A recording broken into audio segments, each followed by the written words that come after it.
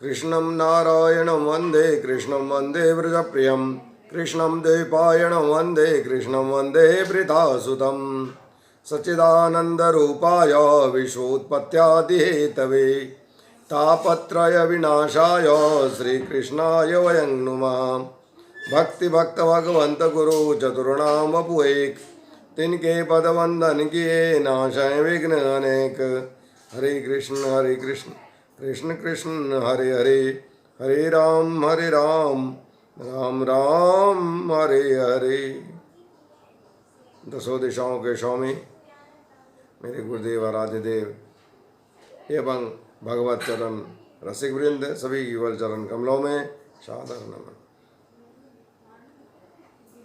आइए प्रतिदिन की भांति पुनः आज हम लोग एक मंत्र का श्रवण करते हैं। जैसा कि हम सभी जानते हैं एक मंत्र हम रोज करते हैं, तो आज उसी क्रम में प्रथम स्कंद में तृतीय अध्याय में और मंत्र संख्या 16 षोडश मंत्र में हमारे भगवान के अवतार का वर्णन चल रहा है। कल हम लोग पिछले दिन 10वें अवतार का वर्णन सुने हैं, मत्स्य के रूप में भगवान पधारे हैं। आज देखते हैं किस रूप में पधारते हैं।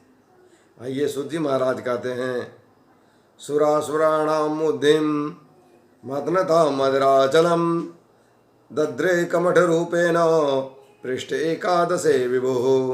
अर्थात जिस समय देवता और दैत्य समुद्र मंथन कर रहे थे उस समय 11वां अवतार धारण करके कक्षप रूप से भगवान ने मंदराचल को अपनी पीठ पर धारण कर लिया। आप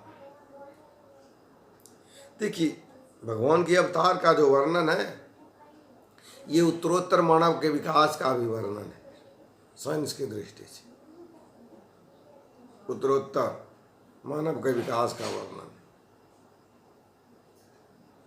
तो उसी क्रम में आज भगवान कक्षप के रूप में 11वां अवतार धारण कर रहे हैं। होली कक्षप भगवान की जय हो। कब कब भगवान मिलते हैं? कहते हैं कि देवता और दैत्य समुद्र मंथन कर रहे थे, उस समय उन्होंने अवतार लिया। अर्थात तर्क और वितर्क जब किसी चीज पर हम लोग करते हैं तभी हम लोग उसके लक्ष्य को, उसके निष्कर्ष तक पहुंच पाते हैं। तर्क वितर्क जीवन में बहुत जरूरी है। किस प्रकार का, कैसा तर्क? अच्छा, जो कि जीवन में लाभ देने वाला। और तर्क भी उनसे करना चाहिए जो ज्ञानी हो। अल्पज्ञ से तर्क नहीं किया जा सकता है, क्योंकि उससे तर्क करना तो मानो हम लोग प्याज में उनके बीज को ढूंढने के बराबर है। प्याज में बीज नहीं मिलता है। उनके छिलका को यदि आप बराबर हटाते रहेंगे और सोचेंगे कि इनसे मुझे बीज मिले, तो आप कितनों कीजिएगा, अंत में क्या मिलेगा? बैकट मिलेगा। इसीलिए तर्क यदि सार्थक हो तब ईश्वर मिलता है। यदि हम दूध को मथते हैं तभी घी प्राप्त होता है, और जल को हम मथें और कहें मुझे घी मिल जाए, तो ये कभी भी संभव नहीं है। इसलिए हमारे प्रभु दैत्य और दानव दोनों मिलकर के समुद्र मथ रहे हैं। इसलिए उस समय भगवान कक्षप ने अवतार लिया। अब मथाएगा कैसे भाई? आप लोग जानते हैं, मथनी तो हमारा मंदराचल जी बन गए, और रस्सी जो है मेरे वासुकी बाबा बन गए, वासुकी नाग जी महाराज। और ये भी आप जानते हैं, इस कहानी को आप जानते हैं कि देवता लोग पूंछ की तरफ पकड़े और दानव लोग या दैत्य लोग मुंह की तरफ पकड़े, मथा जा रहा है। 14 रत्न मिले। तो उस समय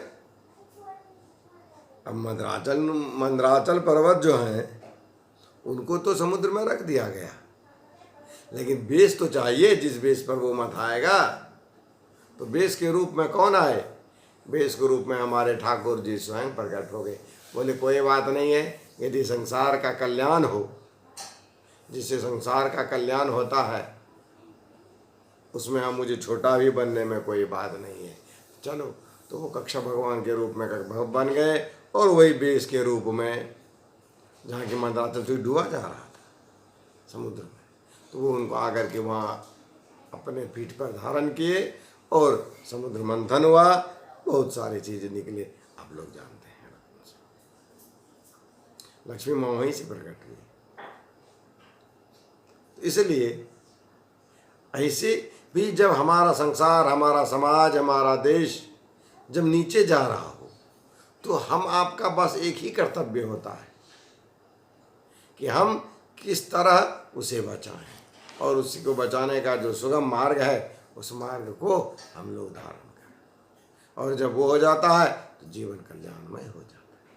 आइए प्रभु के स्वरूप का हम लोग थोड़ा सा नाम ले लें।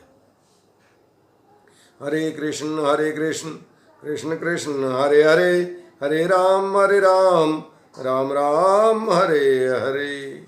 बोली प्रेम से राधे राधे।